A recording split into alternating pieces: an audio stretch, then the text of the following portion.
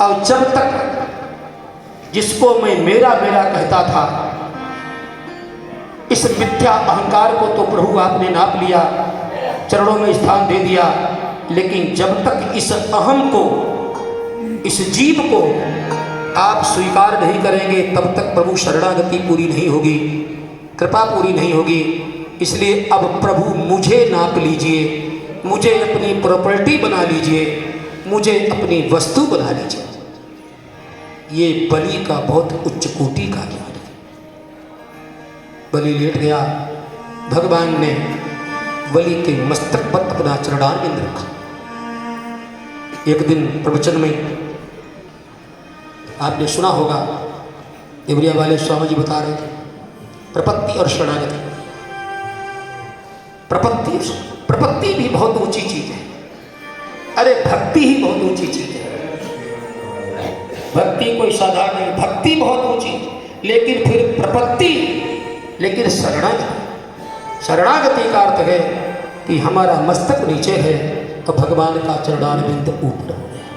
सर्वधर्मान परित्यज्य मामेकं शरणं व्रज अहं त्वा सर्व पापेभ्यो मोक्षयिष्यामि। ये सब हुआ।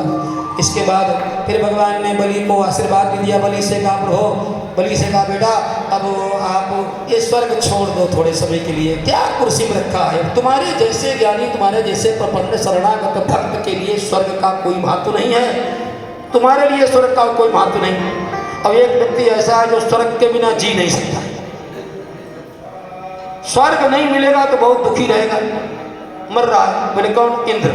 देखो भगवान ने इंद्र को स्वर्ग दिला दिया और कहा तुम चले जाओ सतरलोक में दादा के साथ, और मैं तुम्हारे दरवाजे पर रोज खड़े होकर के तुम्हें दर्शन दूंगा। ये सब हुआ। इसके बाद मत्स्यावतार की कथा इसी प्रकार से है। नवम स्कंद में ईशानु कथा, ईशानु कथा में वंशानुचरित 2 वंशों का प्रमुख रूप से वर्णन है, सूर्यवंश, चंद्रवंश। सूर्यवंश का वर्णन सुखदेव जी महाराज ने इसलिए किया, वो कोई ज़्यादा वंशावली सुनाने के पक्ष में नहीं है, उन्हें क्या लेना देना वंशावली। लेकिन सूर्यवंश में भगवान अखिल कोटि ब्रह्मांड नायक परब्रह्म भगवान नारायण भगवान श्री राम के रूप में अवतार लिए, वो वंश भी बहुत महान हुआ। इसलिए ऐसे धर्मात्मा पुण्यात्मा अनेक राजाओं का वर्णन, अनेक पीढ़ियों का पुण्य जब इकट्ठा होता है, अनेक पीढ़ियों का की भक्ति साधना जब इकट्ठी होती है, भगवान कृपा करते हैं। तो इन 2 वंशों का भगवान राम चक्रवर्ती सम्राट महाराज दशरथ जो सूर्यवंशी राजा हैं, उनके घर में अवतार लिए।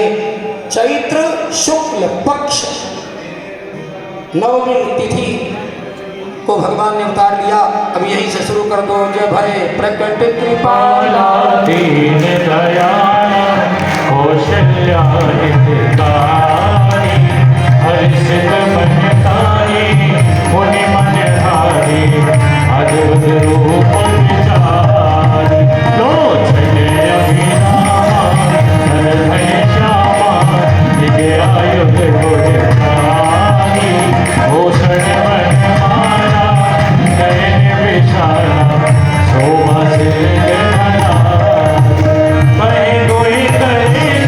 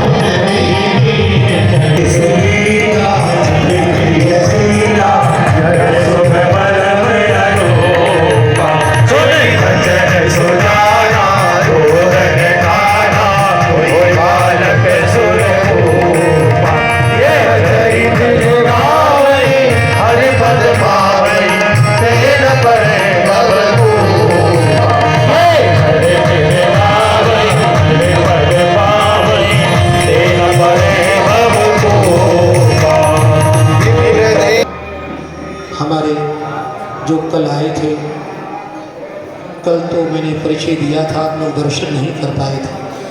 हमारे पूज्य बड़े गुरु भाई पौतिका पीठाधीश्वर वेंकटेश देवस्थान पीठाधीश्वर श्री विभूषित जगद्गुरु रामानुजाचार्य श्री स्वामी श्रीकांताचार्य जी महाराज बड़े महान पुरुष हैं। बड़ी साधना आपने की है, यानी रामचरित, कल बताया था रामचरितमानस पूरा एक आसन पर बैठ करके आपने न जाने कितने पाठ किए होंगे। एक आसन पर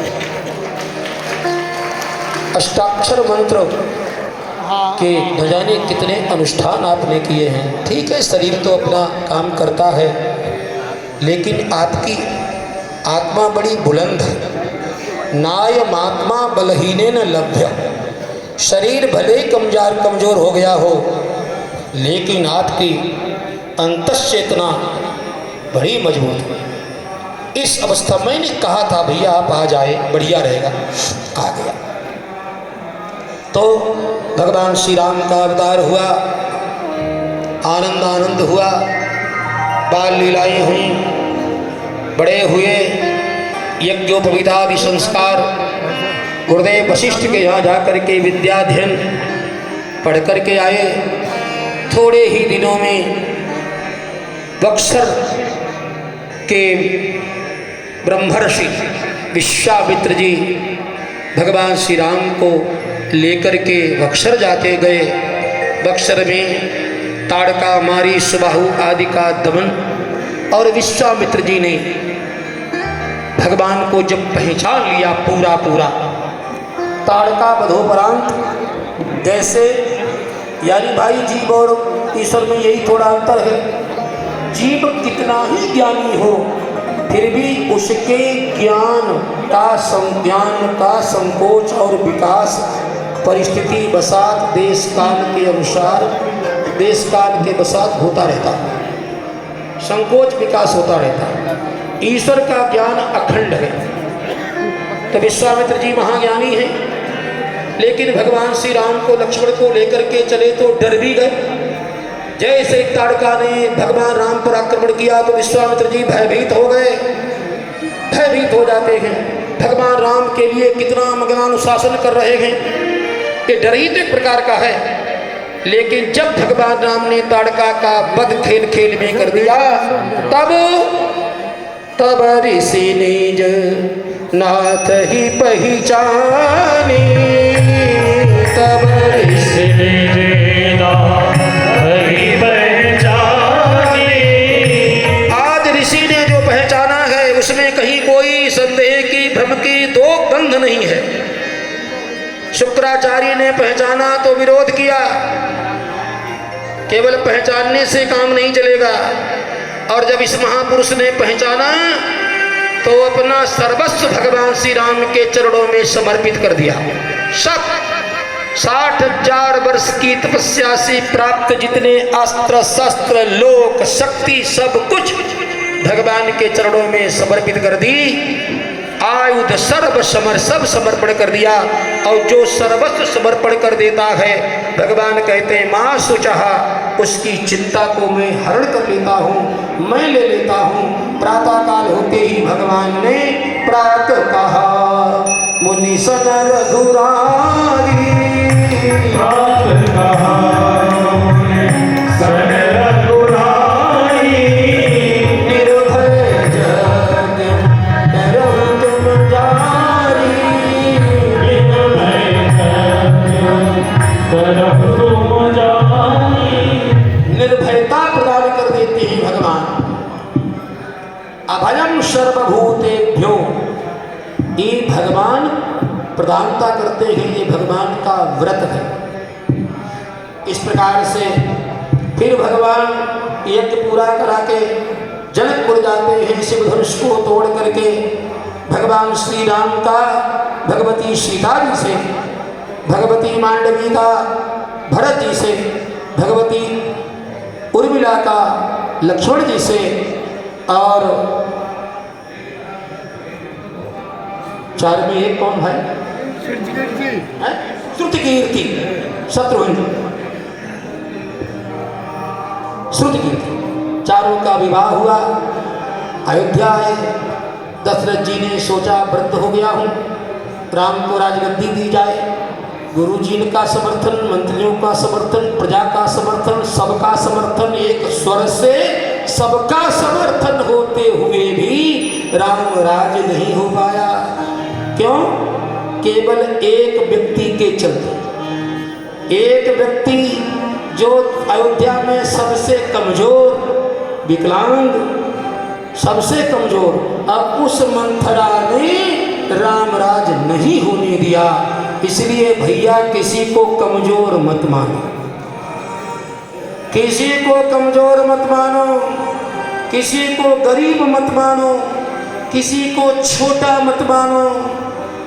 रहीमन देख बड़े को लघु न दीजिए डार। भगवान की सृष्टि में, ईश्वर की सृष्टि में कोई कमजोर नहीं है और कोई बड़ा नहीं है। जिस पर उसकी कृपा हो जाए तो मशक मच्छर गरुड़ को परास्त कर सकता है, और गरुड़ जी से नजर हट जाए तो गरुड़ जी मशक से, मच्छर से हार सकते हैं। इसलिए मंथरा की बुद्धि के सामने, उसकी कूटनीति के सामने सारी अयोध्या के राजनीतिज्ञों की, कूटनीतिज्ञों की, महापुरुषों की कुछ नहीं चली। राम वनवास हुआ, भगवान राम वन को चले गए, और वन में फिर दशरथ जी का प्राणांत इधर हुआ। भरत जी आते हैं। भरत जो काम राम जी नहीं कर पाए वो भरत जी भी किया। एक बात बताऊं, राम भगवान कुछ करते हैं और कुछ काम भगवान ने संतों को दे रखे हैं। राम जी क्या करते हैं? राम जी मोक्ष देते हैं। राम जी मोक्ष देते हैं, भगवान मोक्ष देते हैं। लेकिन यहाँ संसार में जिंदगी नरक बनी हुई है, गंदगी बनी हुई है, उसकी धुलाई संत करते हैं। मोक्ष देना उनका अधिकार है। कोई एमपी एमएलए हो चाहे हो, लेकिन चीफ मिनिस्टर बना सकते हैं। कोई सांसद हो चाहे हो, लेकिन उसको प्राइम मिनिस्टर बना सकते हैं। पावर है उनका। लेकिन जीव को शुद्ध यदि कोई करेगा, व्यावहारिक जिंदगी में जीव के अंदर जो नाना प्रकार की गंदगियां, जो कचरा भर गया है, इसको यदि दूर करेगा तो संत करेगा। राम जी के रहते हुए अयोध्या में दोष आ गए, बहुत दोष आ गए। राम जी छोड़ करके चले गए। दशरथ जी ने काम दिखाई दिया, कैकेयी में क्रोध की पराकाष्ठा, मंथरा में लोभ की पराकाष्ठा। इसी को सन्निपात मानो अयोध्या में भयंकर स्थिति हो गई। राम जी ने कहा भैया ये तो काम डॉक्टर का इलाज करना, और मैं डॉक्टर थोड़ी हूँ, मैं डॉक्टर नहीं। राम जी चले गए, भरत जी आए तो अयोध्या में जो दोष आ गए थे, कैकेयी में जो दोष था, मंथरा में दोष था, अयोध्या जिस रोग से ग्रस्त हो गई थी, भगवान यानी भरत जी संत महापुरुष ने सबको दूर किया। इसीलिए कहा जिन्होंने राम को देखा ते सब भय परम पद जोगु। अब बोले जिन्होंने भरत को देखा, है? कहते हैं भरत दरस मेटेऊ भव रोग। भव रोग का इलाज संत करता है और भव सागर से पार भगवान करते हैं, इसमें कोई दो राय नहीं। तो भरत जी आए, भगवान राम को लेने गए। भगवान राम ने जैसा कहा, क्योंकि भरत जी भी भगवान के भक्त हैं, लक्ष्मण जी भक्त हैं, लक्ष्मण जी भी शरणागत हैं, भरत जी भी शरणागत हैं। लेकिन शरणागतों में भी अंतर है। लक्ष्मण जी की शरणागति में कुछ स्वतंत्रता सी झलकती है, यानी भरत जी की शरणागति एकदम पारतंत्र, जो जीव का स्वरूप है। लक्ष्मण जी कभी कभी मना भी कर देते हैं। राम जी ने कहा अयोध्या में रहो, बोले नहीं प्रभु हम नहीं रह पाएंगे आपके बिना, चलो भाई। लेकिन भरत जी से भगवान राम ने जो कहा, जड़वत पारतंत्र, चेतनवत परतंत्र, एक चेतनवत परतंत्र होते हैं, एक जड़वत परतंत्र होते हैं। लक्ष्मण जी का आदर्श वो है और भरत जी का आदर्श है। लक्ष्मण भगवान राम ने जो कहा वही किया, अयोध्या आ गए। भगवान राम आगे बढ़ते हैं, बहुत सी लीलाएं होती हैं। वैदेही का हरण होता है, जटायु का उद्धार भगवान राम करते हैं। अपने हाथों से भगवान श्री राम अपने पिता का तो संस्कार नहीं कर पाए, लेकिन अपने पितृतुल्य जटायु महाराज का संस्कार उन्होंने अपने हाथों से किया, श्राद्ध किया वाल्मीकि रामायण। इसके बाद आगे बढ़ते हैं। शबरी महाभक्तिमती शबरी से मिलन होता है, हनुमान जी से मिलन होता है, सुग्रीव से मिलन होता है, वाली वध होता है, सीता जी की खोज होती है, युद्ध होता है, रावणादिक राक्षसों का सबका वध होता है। भगवान श्री राम अयोध्या आकर के राज तिलक होता है। राम राज भई थे त्रिलोका,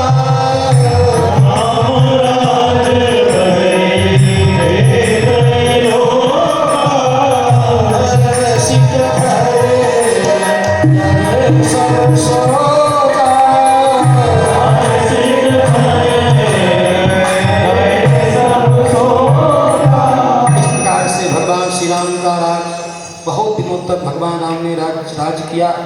फिर कई घटनाएं हैं।